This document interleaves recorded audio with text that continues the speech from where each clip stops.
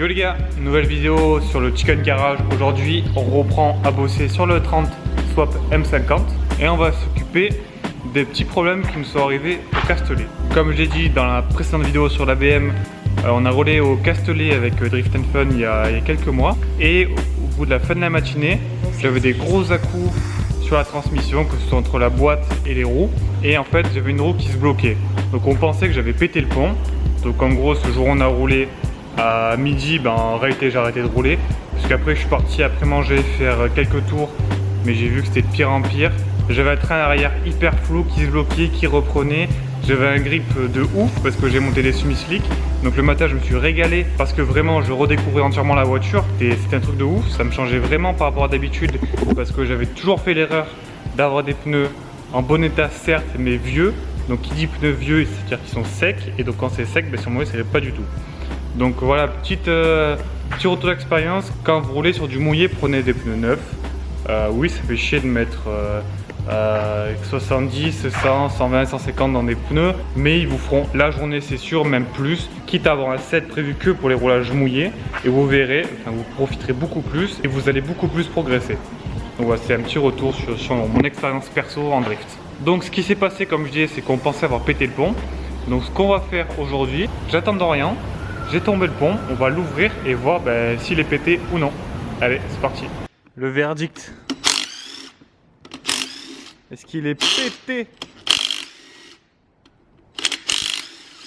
L'huile là, 3 km. L'huile on a démonté, elle est neuve dans le papier. Vas-y.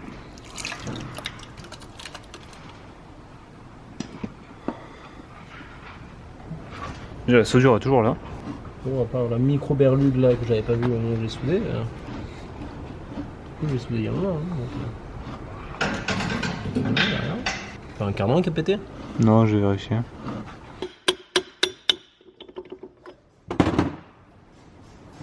Non, il n'y a rien. T'as des petites merdes, tu sais, mais tu sais, c'est les merdes de. Normal quoi. La soudure. Non, même ton Jean-Spi, il a l'air bon en fait. Oui, ils sont neufs, je te dis. Est-ce qu'il y aura besoin de les changer? Ah non, ouais. Non. Nickel. Neuf sur le papier, je sais pas. Ok, bon. Et bah, le usine, il vient pas de là. Ouais. Il a un peu chauffé lui, non? Ouais, ça a chauffé, mais c'est peut-être un montage. C'est peut-être monté à chaud aussi. Tu repars avec un pont neuf. Bon, si c'est pas le pont, c'est nice. Ouais, mais du coup, là, actuellement, on sait pas ce que c'est. Ouais, c'est peut-être le cardan. Soit la boîte. Non. J'ai désaccouplé les deux cardans et le pont est tourné. Autre chose qu'on va s'occuper dans cette vidéo, c'est le frein. Ouais, j'en ai déjà parlé plusieurs fois. Ouais, on a un frein Chase Bay qu'on a payé une blende, c'est une super marque. Lilian dans la Lexus, il en a un. Il a jamais été emmerdé, il a le même montage que moi. Sauf que lui c'est l'ancienne génération, moi c'est la nouvelle. Et lui ça bloque, moi ça bloque up. On était sur le mouillé au Castellet et je pouvais pas bloquer mon frein à main. Donc à partir de là on sait qu'il y a un gros problème. Donc là la mission ça va être refaire en fait le cuivre entre le mètre cylindre et le frein à main pour virer premièrement le limiteur de pression d'origine, puis refaire en fait le montage dans l'habitacle car en fait on a fait de la merde. On a mis le régulateur entre le frein à main et le train arrière, sauf qu'il doit venir avant le frein à main. Donc soit entre le mètre cylindre, hop, régulateur, frein à main, train arrière. Donc on va refaire ça encore une fois, qu'on s'est un peu en avoir marre. Pour refaire la durite de frein, il faut qu'on fasse péter le tube d'admission, sûrement faire sauter l'admission complète parce qu'en fait c'est juste là. Donc voilà la galère. Et quitte à faire ça, comme j'avais du liquide de frein qui a coulé sur le longeron, on va poncer, on va remettre un coup de peinture. Donc la preuve qu'on a roulé, c'est que la caisse, la vidéo dernière, elle était nickel, et là, elle est déjà pourrie. Donc voilà ce qui nous attend dans cette vidéo, il y aura peut-être d'autres trucs, vous le verrez à mesure. Et en tout cas, écoutez les gars, on va s'y mettre. Hein. Et dites-moi toujours si les nouvelles jantes sur la 30 vous plaisent, parce que perso, moi je kiffe de ouf. Donc comme vous l'avez vu, hein, le problème ne venait pas du pont. À la fois je suis dégoûté et à la fois non, dans le sens où si lui était pété, le problème était tout réglé car j'ai un de rechange au fond du garage. Alors là, donc on l'a ouvert, comme vous l'avez vu, il n'y a aucun problème. Il faut que je rachète de l'huile parce qu'évidemment on l'avait vidangé juste avant la sortie. Bon écoutez, c'est pas grave, au moins on a pu l'ouvrir, le checker complètement, on a tout démonté. Et on sait qu'il n'y a aucun problème, les soudures n'ont pas bougé et il n'y avait pas de morceaux au fond du pont. Mais on s'est dit on va quand même checker les cardans. Donc on a sorti le cardan. De ce côté-là, il n'y avait pas de problème. Hein. Bon là ça force parce qu'il y a l'étrier qui force un petit peu. Ici aucun souci. Mais de ce côté-là, la roue était bloquée en fait. J'avais pas capté. Mais à peine je faisais ce mouvement, je venais en buter et je sentais que ça forçait sur quelque chose. Donc c'est pas le cardan parce que sinon il tourne en rond lorsque je tournerai lui-même. Sauf que là ça entraîne tout. Donc je me suis dit autant c'est le système de mâchoire du frein. J'ai essayé de sortir le disque, il était bloqué, impossible. Donc en jouant un peu, d'autant du jeu, en dévissant, en graissant par l'arrière, j'ai réussi à le faire sauter. Et à partir de ce moment-là, le moyeu était libre. Donc je me suis dit, il doit y avoir un problème sur la mâchoire. Donc je suis allé dans l'habitacle. J'ai desserré un petit peu, là du coup j'ai remis en place. J'ai desserré un peu la vis côté passager. Ça donnait du lest. Et maintenant, lorsqu'on remet le disque, vous voyez que il n'y a aucun souci. Donc le problème était que je pense avec le temps, la chaleur, la rouille, etc., l'humidité peut-être aussi, ça s'est un peu grippé, donc ça me bloquait le disque. C'est ça, c'est ce qui s'est passé au Castellet. C'est une panne nulle à chier. On pense avoir pété un diff, au final c'était juste une question de mâchoire de frein à main. Et écoutez, problème est réglé. C'est un peu le problème des sports auto comme ça, on est un peu lié au problème mécanique et à la fiabilité. C'est une vieille voiture, elle date de 90, elle est plus vieille que moi. Et quand elle fait un peu des caprices comme ça, on en paye les conséquences, même si c'est pas grand chose en soi, mais ça m'a coûté une journée de circuit. Les journées coûtent cher, le trajet, j'avais acheté des pneus neufs, il y avait tous nos potes qui sont venus nous voir. Et sur une panne nulle comme ça, ça me bloquait le train arrière et je pouvais pas rouler. Donc ça fait chier, mais écoutez, le principal c'est que le problème soit réglé pour pas grand chose. On a ouvert le pont pour rien, mais au moins, comme je l'ai dit, on a fait une vérif complet. Donc là, on a refait donc au passage un joint complet, en silicone. J'ai plus qu'à racheter de l'huile et je pourrais le remonter.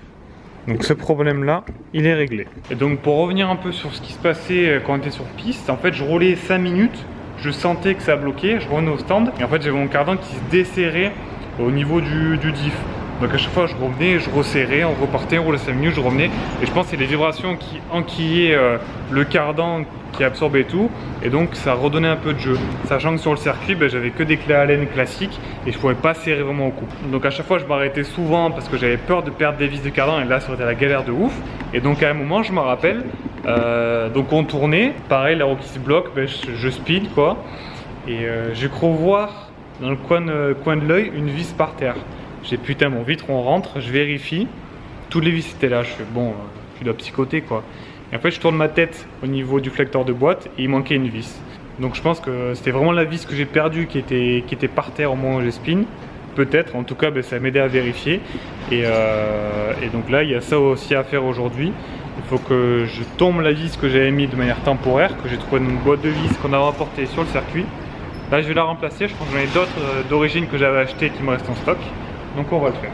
Yo les gars, de retour au garage pour bosser sur le 30. Alors entre temps je suis passé chez notre ami Noroto acheter de l'huile 75,90 pour le diff. Donc de la motu là, de toute façon la différence de prix n'était pas énorme, donc autant prendre de la bonne marque. Le bidon fait 1 litre, il faut 0,9 litres. On va mettre le bidon au moins un tout petit peu. Et on sera bon et on pourra le remonter par la suite sur la caisse. Allez. Donc vu qu'il est dehors, je vais le remplir comme ça. Je vais pas le remplir sur place parce que c'est un peu chiant. Donc entre temps oui j'avais refait le joint, je sais plus si je l'avais filmé.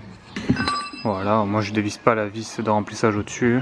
C'est parti pour le petit remplissage des familles.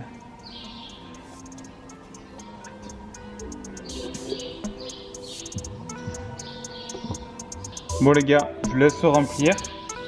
Je lance le timelapse et au moins après on se monte le diff en timelapse et après on n'en parle plus.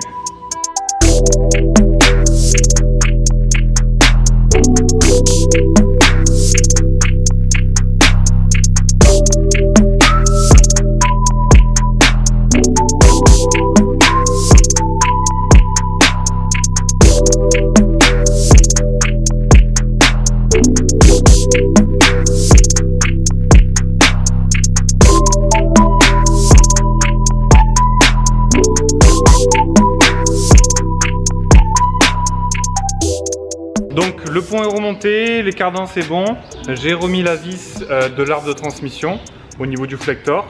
Donc tout ce qui est transmission on est bon, c'est réparé. Et là donc j'aurai le capot et on va pouvoir s'occuper de tomber le capot pour se faciliter la tâche. On va débrancher les 2 durites d'essence, démonter l'admission, le coup d'admission et ce qui va devant. On va ensuite lever l'admission complète. Avant ça, il faudra enlever le faisceau. Et une fois que tout est fait, j'aurai accès donc, là en réalité j'ai accès au cuivre, mais ça va être une galère pas possible. Autant tout enlever et faire ça plus proprement. Au moins en enlevant toute cette partie là, j'aurai accès beaucoup plus facilement, donc comme je l'ai dit, au cuivre de freinage pour pouvoir refaire donc en dessous. Et comme je l'ai dit au début de la vidéo, on va pouvoir refaire un coup de peinture. Parce que comme on peut voir ici, lorsque j'ai le liquide qui a coulé, ça m'a enlevé la peinture au niveau du longeron. Donc les gars, je vous mets en timelapse parce qu'il n'y a pas grand chose à voir. On se retrouve après.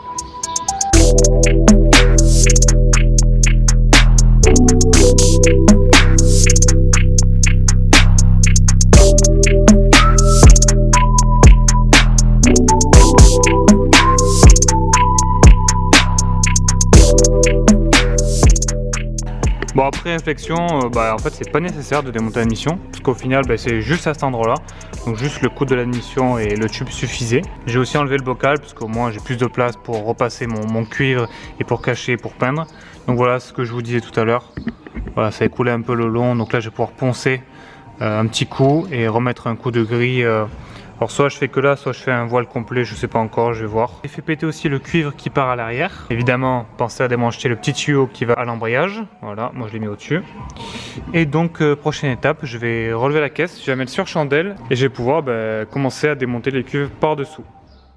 Bon, maintenant que c'est propre, je pourrai attaquer le petit ponçage de cette partie-là de la baie moteur pour pouvoir la repeindre. J'ai commencé à cacher déjà le bloc pour pas en foutre partout. J'ai commencé à cacher le master vac. Donc là, un peu d'eau pour mettre un coup pour poncer, pour nettoyer. Là, j'ai du Spongex, je crois que ça s'appelle. Donc c'est de la paille pour poncer. Tout ça, de toute manière, il n'y a pas besoin de poncer profond. Hein. Il faut juste mettre un coup pour que ça accroche, puis repeindre. Pas besoin d'apprêter non plus parce que vous n'avez pas de partie à nu, pas de partie qui a besoin d'être isolée. Puisqu'en dessous, on voit que c'est encore l'ancienne peinture. Et par-dessus, ça va être le gris. Donc, c'est tout bon. Et là, ça, c'est les restes de peinture de la baie moteur. Pour ceux qui voulaient la rêve, donc c'est de la peinture brillante de chez... Peinture voiture, couleur gris-noir, donc le RAL c'est le 70-21. Et là j'en ai une autre qui est neuve. Donc ponçage, nettoyage, peinture. Ensuite en tant que ça sèche, et on pourra retirer le cuivre jusqu'au niveau du frame à l'intérieur. Le focus ne se fait pas les gars, mais c'est pas grave. Allez, let's go.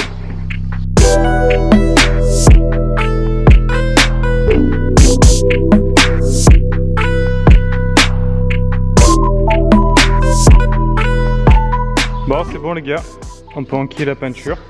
Donc j'ai poncé comme vous avez vu avec cette chose. J'ai dégraissé, j'ai mis un coup de soufflette.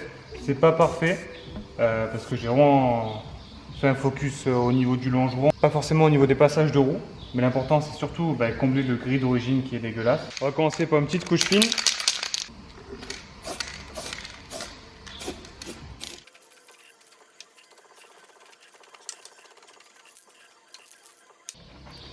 Et pour ceux que ça intéresse, on a fait une vidéo tuto complète pour la peinture moteur, donc à la bombe sur cette caisse. C'était à l'époque où on apprenait encore à faire les choses de notre manière. Je pense qu'aujourd'hui on peut quand même faire mieux à la bombe.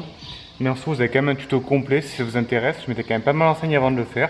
Mais récemment on a sorti une autre vidéo pour une peinture de baie moteur, mais cette fois-ci sur les deux S13, les deux S13 rouges, qui auront le V8 et l'autre le SR20, peintes au pistolet, avec une cabine artisanale, etc.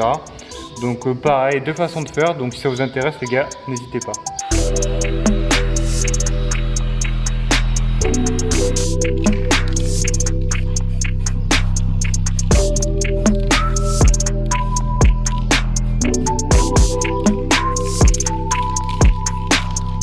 Pendant que la peinture sèche, on va pouvoir commencer à reprendre les durites à l'intérieur de la caisse. Donc j'ai fait péter déjà la console centrale. Et donc ce qu'il faut faire, c'est qu'en fait nous on s'était trompé quand on a fait le montage. Vous avez l'arrivée du frein qui se fait ici.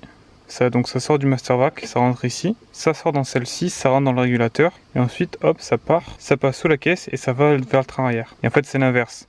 Il faut que celui-ci soit placé avant le frein à main. Donc en fait ce qu'on va faire, c'est que cette durite là, on va la mettre ici.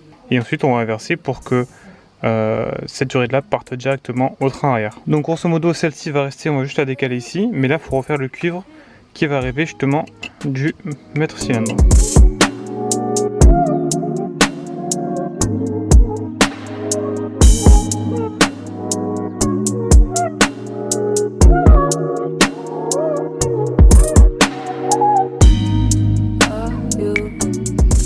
les gars, on se retrouve sur la suite pour la BM.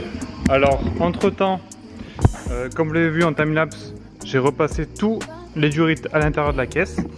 Donc dans le bon sens, comme il fallait. De base, en fait, déjà j'avais fait une deuxième connerie, c'est que j'avais inversé le in et le out. Donc là c'est bon. On a bien le curve qui arrive du master vac qui rentre ici dans le in du régulateur de frein, qui rentre dans le frein à main ensuite, avec la durite souple noire qui nous restait de côté. Ensuite ça rentre, tu tires le frein à main et hop, ça repart ici et ça va au train arrière. Ce que j'ai dû faire, c'est que j'ai repassé tout le cuivre donc du master vac qui est là. On peut le voir ici, la durite à l'avant qui repart et qui va jusque dans l'habitacle que je vous ai montré à l'instant. Honnêtement les gars, gros conseil, moi la base tout ça je l'avais fait moteur vide sans le moteur. Et franchement, je vous conseille, si vous souhaitez refaire votre système de freinage, de le faire sans le moteur. Parce que là, honnêtement, j'ai galéré à passer le cuivre sous la caisse pour tout passer proprement et tout plaquer. Donc c'est pour ça que c'est pas aussi propre que initialement. Hein. Là, c'était très compliqué de passer, de faire le coude et de remonter pour arriver à rentrer pile poil dans le mètre cylindre. Donc voilà, c'est fait. C'est pas infâme, mais c'est pas nickel non plus comme j'aurais aimé. Donc si vous souhaitez le faire, faites-le comme moi la première fois. De toute façon, je vous remets encore une fois la vidéo où on a fait tout le système de freinage pour que vous ayez vraiment un tuto complet parce que j'ai rien filmé. On a fait la purge. Donc ça a l'air de s'être mieux passé qu'avant. Toute cette partie là c'est bon. Il nous reste maintenant à remonter l'admission. L'intérieur je vais pas le remonter de suite. Je vais rouler quelques temps voir si rien ne fuit avant de me faire chier à passer le plastique. Au moins après ce sera tout bon. Et ensuite après avoir remis l'admission, je vais repasser donc proprement mon faisceau du SPAL car j'avais été un peu just sur les longueurs. Mais avant ça j'aimerais aller tester la caisse, voir que tout fonctionne bien, que les freins freinent, que le frein à main bloque et que les roues arrière ne se bloquent pas. Allez, on remonte ça.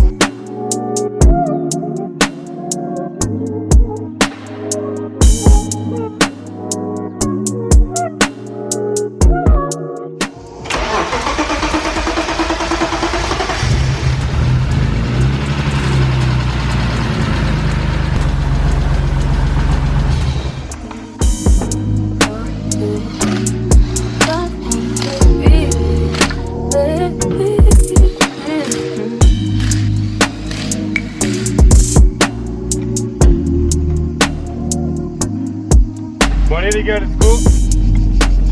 La voiture est sur ses roues. Bon, vu qu'elle a pas roulé depuis longtemps, on va y aller tranquillou, on va faire un petit tour. Voir ce que ça donne.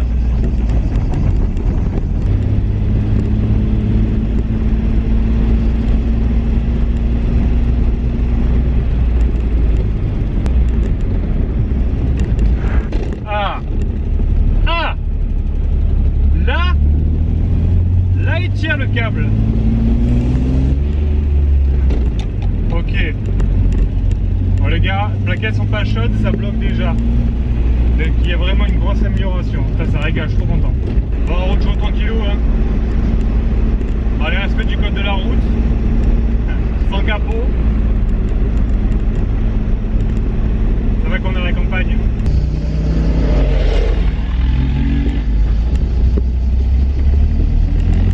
À la campagne sans casque. J'ai testé un setup pour la caméra, j'espère que vous m'entendez, j'espère que ça bouge pas trop.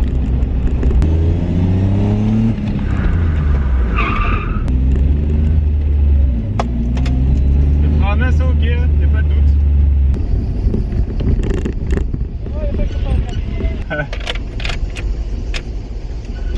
Putain.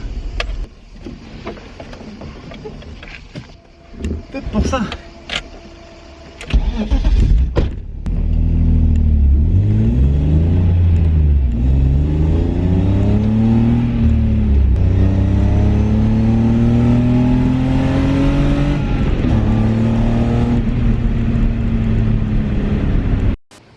Bon, comme vous l'avez vu, le train roule nickel.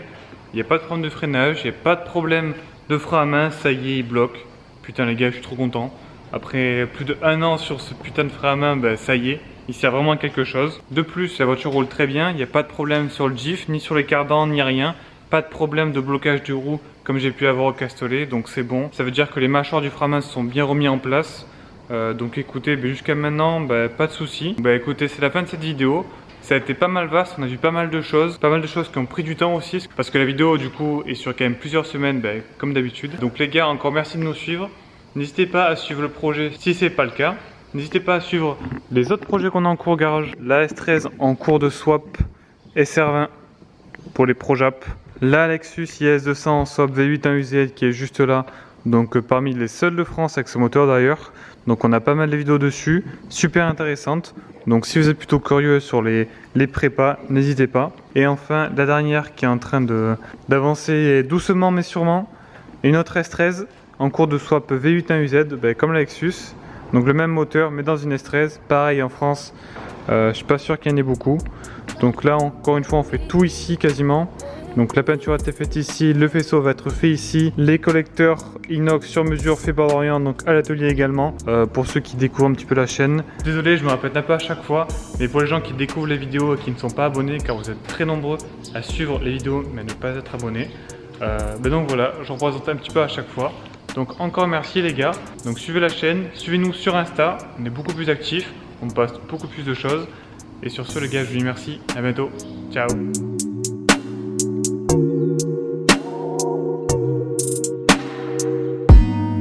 Are you down for me? Down for me?